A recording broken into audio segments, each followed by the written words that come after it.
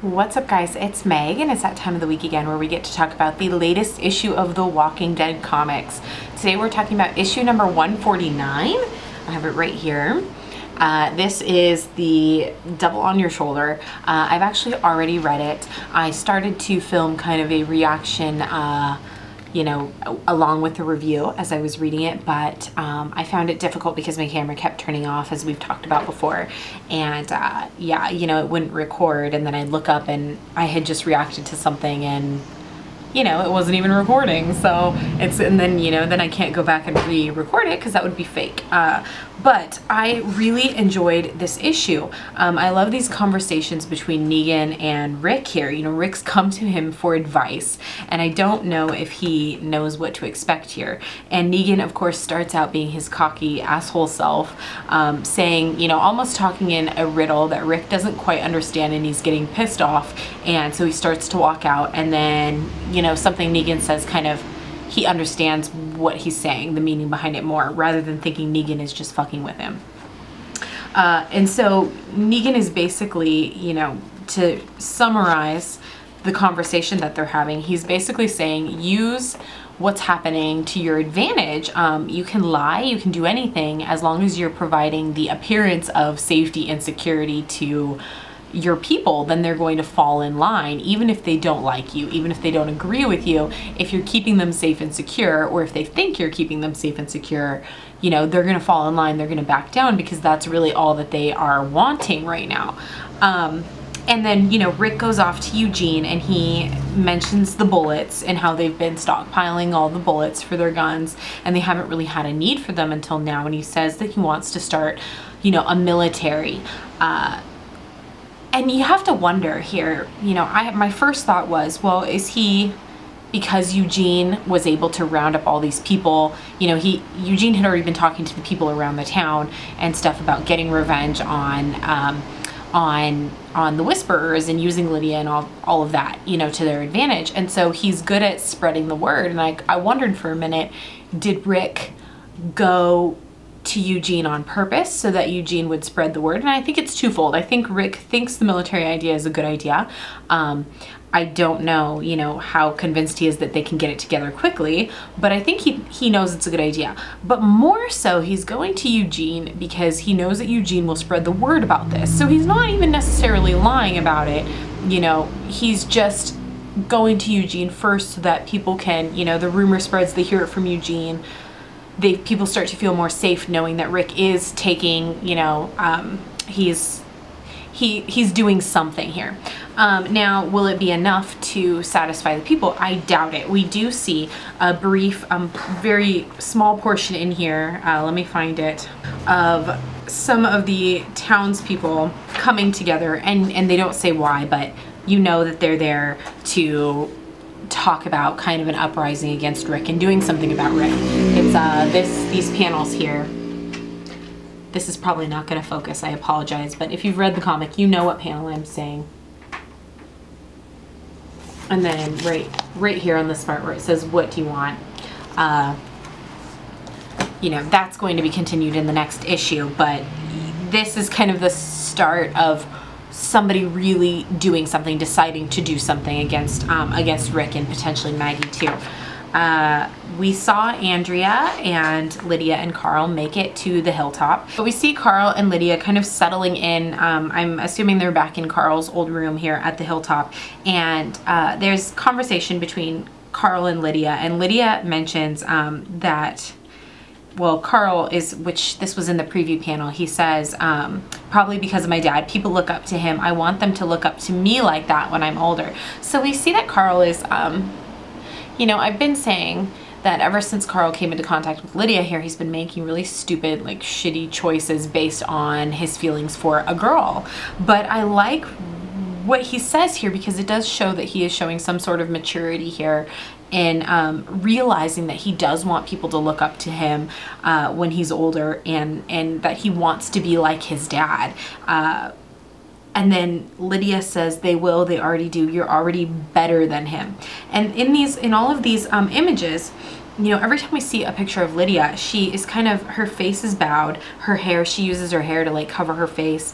And it's just, And then we see her when she looks up at Carl, it's kind of like her hair goes back a little bit and you can see more of her face. And I think she's used to, you know, having grown up in this, you know, really bad situation with the Whisperers where they're more animalistic in nature. You know, she's learned to keep to herself, keep quiet, you know, kind of that cowering. She looks kind of like this injured animal when you're looking at her when she cowers like this. And then, you know, when she looks at Carl, she kind of, her eyes, you know, you see more of her eyes. And that could be just me reading into it, but, you know, especially in these particular panels, you see her arms are crossed, you know, around her chest constantly, and she's always looking down. And then this scene where they're hugging is just really cute. Most of the time I've been pretty annoyed at this, you know, little relationship that they have going on because I think it's made Carl do some really stupid things.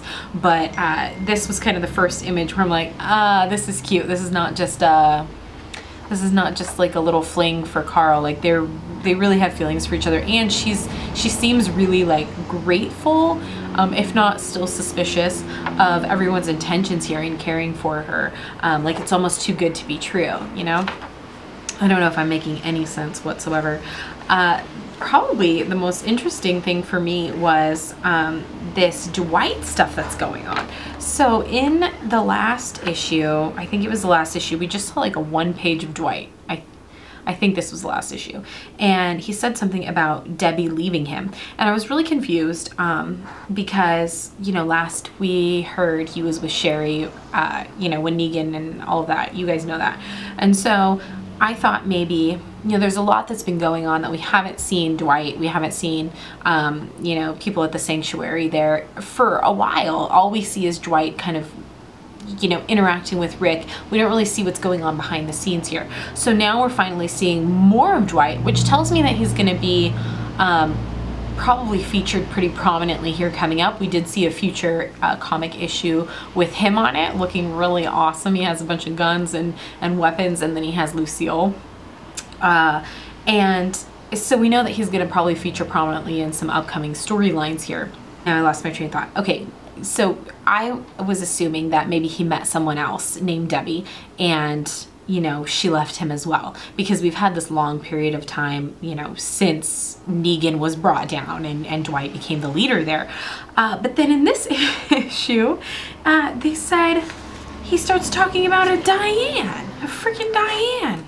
And I'm so confused here, and I don't know.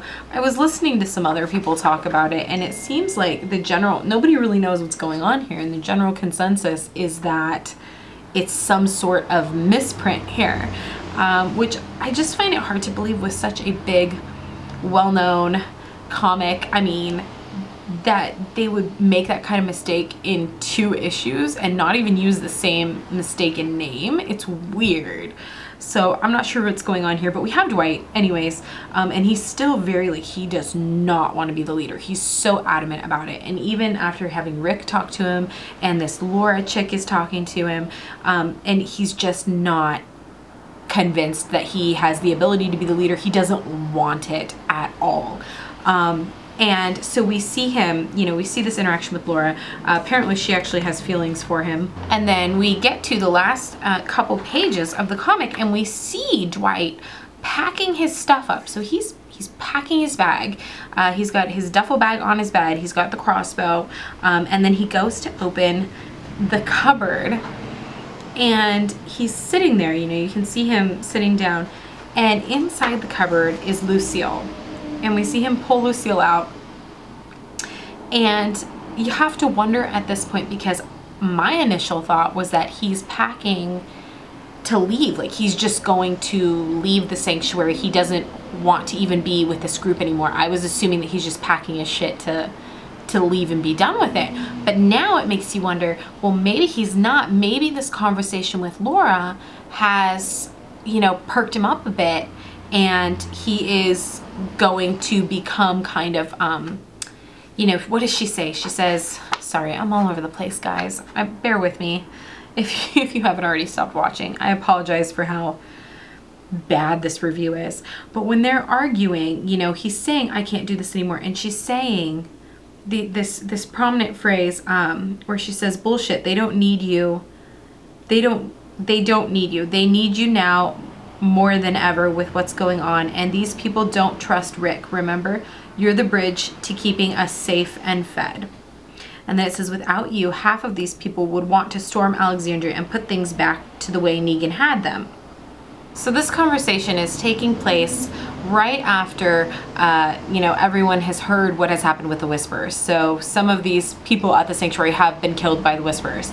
And so, you know, she's saying, did you see the look on those people's faces? You know, and he's saying, I saw the look on Diane's face. I can't do this anymore. And then she says everything I just read to you. And, you know, it makes you think, because he's so adamant about, like, I can't do this anymore. But then at the end, you know, when she's saying they don't, without you, half of these people would want to storm Alexandria. You know, I feel like Dwight is such a good guy here that he, by the end of the issue, when he is getting and pulling Lucille out, we think, you know, at first that he's leaving, but maybe he's ready to become the same kind of leader Negan was, maybe not in quite the same way, but he's pulling it out and resigning himself, like, well, if I'm gonna do this, I'm going to, you know, do it Negan's way. I don't know. Am I making any sense? Am I crazy here? Because then later we see in, I think probably, what is it, in issue 151? Because 150 is the cover with Rick and he's all bloody. And then I think issue 151 is the cover of Dwight with all of the weapons and everything. So I feel like he's still the leader of the Saviors here at this point, and I feel like he's probably like resigned himself to becoming a leader like Negan. I mean, despite all of Negan's flaws and despite, you know, the entire conversation that Rick and Negan had, you just kind of hating Negan, but at the same time you're like, well, he's kind of right here. When you're leading a group of people that is this large, you have to be willing to do anything to keep them in line, but also to keep them safe, because you can't risk having this uprising on your hands, which is what, when Negan threw in the comment about Glenn, you know, what he's saying is, you, even killing this Asian kid, like you do what has to be done to maintain control, and he felt like he needed to prove a point to Rick's group by killing Glenn, you know, and obviously everyone is, that's still a very raw subject for Rick's group, and you know, obviously you can still maintain control without killing like he did and killing Glenn and all of that. So nobody's making excuses for, I'm not making excuses for that, but I'm saying there is a moment there where you're kind of like, yeah, you know, sometimes you do have to lie in order to maintain control of such a large group, and to give the assumption that you are safe and providing security. I don't know, it does not make any sense. Okay, all in all, I really like this issue. It's hard for me in reading these comics, you know, I started out reading the comics as the compendiums, so reading this giant book of the Walking Dead comics, and you know, you just get your fill because there's all this action and then the down times, and this is one of those issues where, you know, there's no action in it, there's just conversation that's kind of furthering the story here, and so, you know, it can seem a bit boring because, you know, there's not much going on and you're just getting a few conversations in the issue, and so sometimes I find it a little disappointing because, and it's only, not the writing is disappointing or anything, but it's just a little disappointing that I'm like, oh, that's it. All we saw was just a couple conversations and nothing else happened. And that's just me having, you know, read volumes and reading the compendiums, and I'm used to getting more than just this little few pages of story. So yeah, it kind of makes me a little bit sad at the end. But talking about issue number 150, this Rick issue, what do you guys think is gonna happen? You know, I really, when I see this, Rick looks really angry, but you know, at first, when I first saw this issue, I thought, these people, these townspeople of Alexandria, they've started an uprising and they've done something. They've killed someone important, and Rick's angry here and he's got the blood on him because someone he loved died or something like that. You know, I that's what I kind of thought in first seeing that. But when you look at him, I think, quite honestly, that these people are going to rise up against him and he's going to take them out. and he's gonna prove that he's not a cripple. You know, he is still the badass Rick that we have known and loved for a long time, and he could potentially kill these people and then say, you know, anybody else have anything to say about it?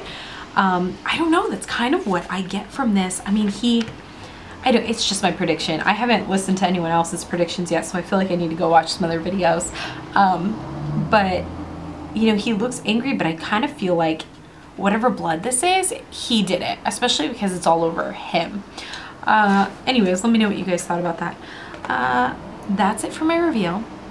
I know that I was kind of all over the place, so for that I apologize. I kind of feel like I'm not very good at these comic reviews. I like to talk about them, but I don't know if what I'm saying makes any sense or if I'm just rambling. So I'm gonna go because this review is probably pretty long already.